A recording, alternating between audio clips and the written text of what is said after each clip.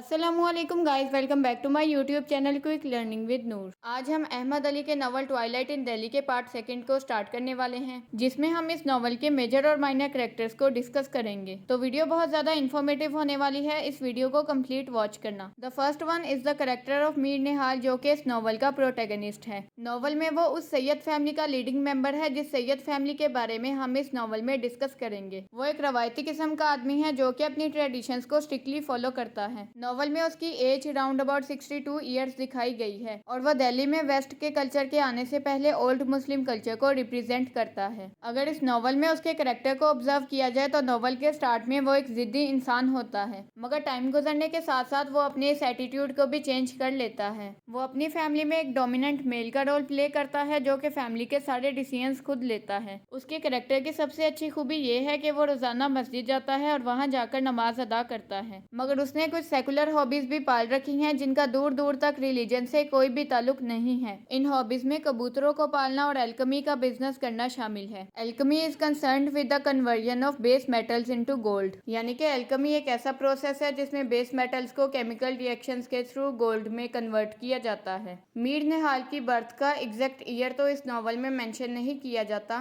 मगर नॉवल में ये बताया जाता है कि उनकी बर्थ 1857 से पहले हुई थी और वो 1857 में होने वाली वॉर के आई विटनेस भी थे। अब हम इस 1857 की वॉर के इस नॉवल के साथ कनेक्शन को डीपली स्टडी करेंगे। 1857 में इंडिया और ब्रिटिश के दरमियान एक वॉर हुई थी। 1857 की जंग की सबसे बड़ी वजह ये थी कि ब्रिटिश ने आकर सब कॉन्टिनेंट पर अपना कब्जा जमाना शुरू कर दिया था। ये जंग इंडिया की तरफ से ब्रिटिश के खिलाफ लड़ी गई थी ताकि वो उनकी डोमिनेशन से छुटकारा हासिल कर सकें। 1857 में होने वाली इस वॉर को इंडियन म्यूटनी, इंडियन रिवॉल्ट और इंडियन रेबिलियन का नाम भी दिया जाता है। ब्रिटिश ने आकर इंडिया के कैपिटल दिल्ली पर कब्जा कर लिया था। इस वॉर में इंडिया को नाकामी का सामना करना पड़ा क्योंकि ब्रिटिश इंडिया से बहुत ज्यादा पावरफुल और स्ट्रॉन्ग था और इस वॉर के impact suppression of revolt, formal end of the Mughal empire, end of company rule in India and transfer of rule to the British crown की फॉर्म में अपीयर हुए। मीर निहाल ने इंडियंस के सप्रेशन को पर्सनली एक्सपीरियंस किया था। इसी वजह से वो बाहर के मुल्क से हमला करने वालों और फिरंगियों से सख्त नफरत करते थे, मगर वो ये खुद ऑब्जर्व कर रहे थे कि उनका अपना घर कॉलोनाइजेशन और वेस्टर्नाइजेशन के इम्पैक्ट से बच नहीं पा रहा था। शादीशुदा होने के बावजूद उनके काफी सारे एक्स्ट्रा मैरिटल अफेयर्स थे जिनमें बब्बन जान का नाम भी शामिल है। बब्बन जान एक डांसिंग गर्ल थी जिसे मीर निहाल अपने घर वालों से छुपकर मिलते थे और मीर निहाल ने अपनी उस मिस्ट्रेस बब्बन जान के लिए एक अलग घर भी खरीदा हुआ था। बब्बन जान उसी घर में रहती थी और मीर निहाल भी उसी घर में जाकर बब्बन जान से मिलते थे। इस नॉवल में बब्बन जान की डेथ हो जाती है जिसके बाद मीर निहाल खुद को एक लोनली पर्सन कंसीडर करना शुरू कर देते हैं। मीर निहाल के कैरेक्टर को ट्रेडिशनल लाइफस्टाइल के लिए सिंबल के तौर पर यूज किया गया है क्योंकि रईस खानदानों से बिलोंग करने वाले मर्द बहुत ज्यादा लिबरल होते थे और उन्होंने अजीबोगरीब शौक भी पाले होते थे। अगर मीर निहाल की सेकुलर हॉबीज के अलावा उनके कैरेक्टर को ऑब्जर्व किया जाए तो उन्होंने बब्बन जान की फॉर्म में अपने लिए एक प्रोस्टिट्यूट भी रखी हुई थी। इसके अलावा वो मेल पैट्रियार्की को भी बहुत ज़्यादा सपोर्ट करते थे, यानी कि वो ये बिलीव करते थे कि मेल को घर में या सोसाइटी में डोमिनेंट रोल प्ले करना चाहिए जबकि फीमेल को सप्रेस या ओप्रेस करना चाहिए। मीर निहाल एक राउंड कैरेक्टर है जो कि नॉवल में होने वाले इंसिडेंट्स के चेंज होने के साथ साथ अपनी पर्सनैलिटी और कैरेक्टर को चेंज करता रहता है। नॉवल के स्टार्ट में जब उसका इंट्रोडक्शन दिया जाता है तो उसे एक स्ट्रॉन्ग, स्टबन, हैंडसम और पैट्रियार्कल पर्सन के तौर पर पोर्ट्रे किया जाता है, मगर नॉवल के एंड तक उसकी फैमिली के बहुत सारे मेंबर्स और बब्बन जान की डेथ हो जाती है, जिसकी वजह से अहमद अली उसके कैरेक्टर को एक वीक और लोनली पर्सन के तौर पर पोर्ट्रे करते हैं। उनको अपनी वाइफ बेगम निहाल से कई ज्यादा इंटरेस्ट उस डांसिंग गर्ल बब्बन जान में था। The next one is the character of Asghar, जो कि मीर निहाल और बेगम निहाल का सबसे छोटा बेटा था। असगर का कैरेक्टर न्यू जनरेशन को रिप्रेजेंट करता है जो कि ट्रेडिशनल होने के बजाय इंग्लिश कल्चर पर बेस करता है।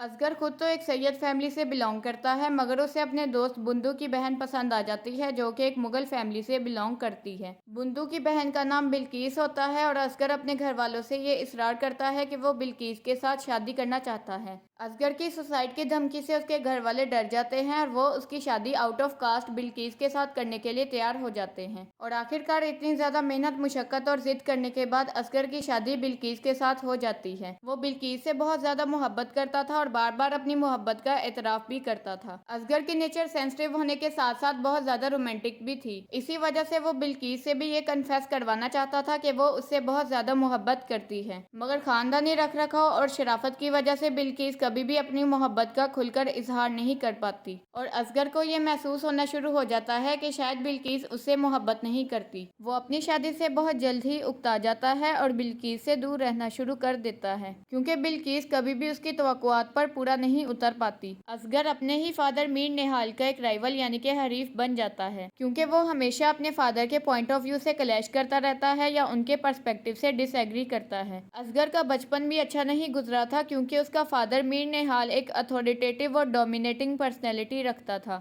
इसके अलावा वो एक सैयद फैमिली से बिलोंग करने वाला था और ऐसी रिलीजियस फैमिली से बिलोंग करने वालों पर बहुत सारी रेस्ट्रिक्शंस भी लगाई जाती हैं, जिसमें अपने खानदान के रखरखाव और अपने आबाओ अजदाद के स्टैंडर्ड ऑफ लिविंग को फॉलो करना शामिल है। इस नॉवल में ये दिखाया जाता है कि उसे 3 बार मोहब्बत होती है। The first one was Mushtari Bai, जो कि एक डांसिंग गर्ल थी और वो इस नॉवल में असगर की प्रोस्टिट्यूट का रोल प्ले करती है। The second one is Bilkis, जिससे असगर आउट ऑफ कास्ट जाकर शादी करता है और बाद में उसकी डेथ हो जाती है। While the third one is Zohra, जो कि बिल्किस की ही छोटी बहन होती है। बिल्किस की डेथ के बाद असगर जोहरा की तरफ अट्रैक्ट होना शुरू हो जाता है, मगर जोहरा की शादी जबरदस्ती किसी और के साथ कर दी जाती है। असगर के करैक्टर को इस नॉवल में ऐसे पोर्ट्रे किया गया है कि वो सिर्फ अपनी पर्सनल लाइफ और रिलेशनशिप्स पर फोकस करता है और वो पॉलिटिकल मैटर्स या अफेयर्स में कोई भी दिलचस्पी नहीं रखता। अब हम मीर निहाल और असगर के करैक्टर के दरमियान कंपैरिजन करेंगे। मीर निहाल एक कंजर्वेटिव, अथॉरिटेटिव और ट्रेडिशनल मैन है, जबकि असगर एक वेस्टर्नाइज्ड, सेंसिटिव और रोमांटिक पर्सन है। मीर निहाल पुरानी सोच का मालिक है, जबकि असगर एक लिबरल पर्सनैलिटी रखता है। मीर निहाल दिल्ली में रहते हुए ओल्ड मुस्लिम्स कल्चर को रिप्रेजेंट करता है, जबकि असगर का करैक्टर न्यू जनरेशन और न्यू कल्चर को रिप्रेजेंट करता है। इन दोनों करैक्टर्स के दरमियान जनरेशन गैप्स की वजह से इतने ज्यादा डिफरेंसेस पाए जाते हैं। मीर निहाल ने खुद अपनी आंखों से 1857 में इंडिया और ब्रिटिश के दरमियान होने वाली वार को एक्सपीरियंस किया था और वो इस बात से भी अच्छी तरह वाकिफ था कि ब्रिटिश इंडिया में आकर अपना कब्जा जमाना चाहते हैं। ब्रिटिश का सब कॉन्टिनेंट में आने का मकसद सिर्फ और सिर्फ इंपीरियलिज्म और कॉलोनियलिज्म था और जब ब्रिटिश इस जंग में कामयाब हो गए तो वो सब कॉन्टिनेंट को छोड़ते हुए अपना लाइफस्टाइल भी वहीं पर छोड़ गए, जिन्हें बाद में सब कॉन्टिनेंट में रहने वाले हिंदूज के अलावा मुस्लिम्स ने भी आहिस्ता आहिस्ता अडॉप्ट करना शुरू कर दिया था। इसी वजह से मीर निहाल फॉरेन इन्वेडर्स और इंग्लिश स्टाइल ऑफ लिविंग को सख्त नापसंद करते थे, मगर मीर निहाल का बेटा असगर ही modern English style of living को अडॉप्ट करता है और इसके अलावा वो मॉडर्न शूज खुद भी पहनता है और अपनी वाइफ बिल्किस के लिए भी मॉडर्न शूज लेकर आता है, जिसकी वजह से बिल्किस को सारे फिरंगी कहना शुरू कर देते हैं। मीर निहाल लंबे लंबे कोट्स कैरी करता था जिसके बटन्स को वो हमेशा बंद रखता था, मगर असगर शॉर्ट साइज कोट्स पहनता था जिसके बटन्स हर वक्त खुले रहते थे और वो ऐसा इसलिए करता था ताकि लोगों को अपनी मॉडर्न स्टाइल शर्ट दिखा सके। मीर निहाल ने वेस्टर्नाइजेशन को तर्क करते हुए ट्रेडिशनल लाइफ को चूज किया था, मगर उसके ऑपोजिट असगर ने ट्रेडिशनल लाइफ स्टाइल को छोड़कर वेस्टर्नाइजेशन को अडॉप्ट कर लिया था। Westernization is the adoption of the practices and culture of western Europe by societies and countries in other parts of the world that may be whether through their compulsion और influence. जैसा कि नाम से ही पता चलता है कि वेस्टर्न यूरोप की प्रैक्टिसेस और कल्चर को अडॉप्ट करने का नाम वेस्टर्नाइजेशन है और ज्यादातर वेस्टर्नाइजेशन की 2 बेसिक रीजंस को डिस्क्राइब किया जाता है। Either it can be in the form of compulsion or it can be in the form of influence on other country, यानी कि वेस्टर्न यूरोप या तो किसी कंट्री को फोर्सफुली अपनी प्रैक्टिसेस और कल्चर अडॉप्ट करवाता है या फिर कुछ कंट्रीज को उनके कल्चर और प्रैक्टिसेस इतने ज्यादा पसंद आ जाते हैं कि वो खुद उसे अडॉप्ट कर लेते हैं। मीर निहाल पॉलिटिकल मैटर्स में बहुत ज्यादा इंटरेस्ट रखता था, जबकि असगर की सारी कंसंट्रेशन अपनी पर्सनल लाइफ और पर्सनल रिलेशनशिप्स पर थी। उसका पॉलिटिकल अफेयर से दूर दूर तक कोई भी कनेक्शन नहीं था, वो सिर्फ अपने लिए जीता था और उसे सिर्फ अपनी ही जिंदगी से गर्ज था।